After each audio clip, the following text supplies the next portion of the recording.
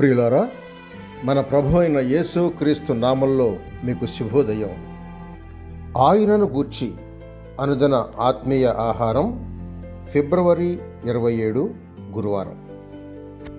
నేటి మన ధ్యాన లేఖనం లూకాసు వార్త 14వ అధ్యాయం 13వ వచనం. అయితే నీవు విందు చేయునప్పుడు బీదలను, అంగహీనులను, కుంటివాండ్రను, గుడ్డివాండ్రను పిలువుము.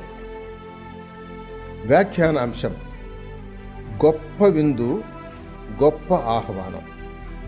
వ్యాఖ్యానాంశం: గొప్ప విందు, గొప్ప ఆహ్వానం.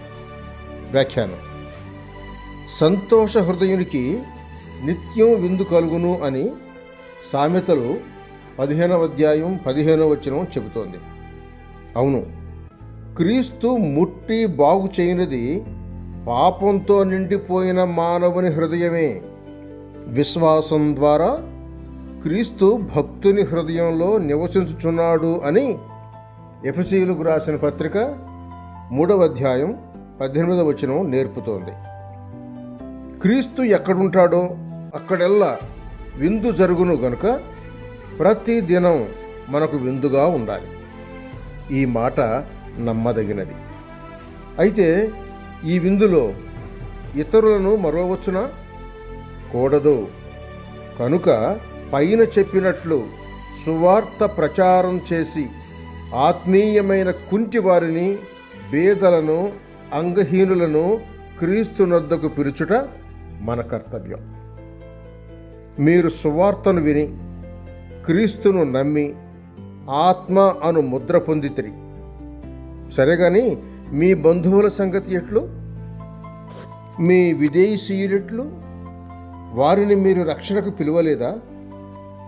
నేడే వారి కొరకు తగిన ఏర్పాటు చేయండి.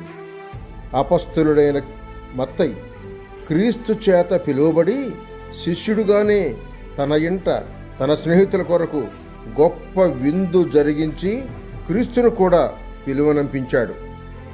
మీ సంగతి ఎట్లు?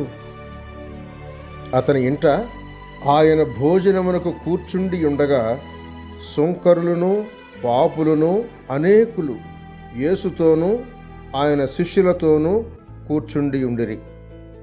ఇట్టివారు అనేకులుండిరి. వారాయనను వెంబడించువారైరి. మార్కు సువార్త 2వ అధ్యాయం 15వ వచనం చూడండి. సహోదరుడు సైలస్ ఫాక్స్. శుభములతో వందనాలు.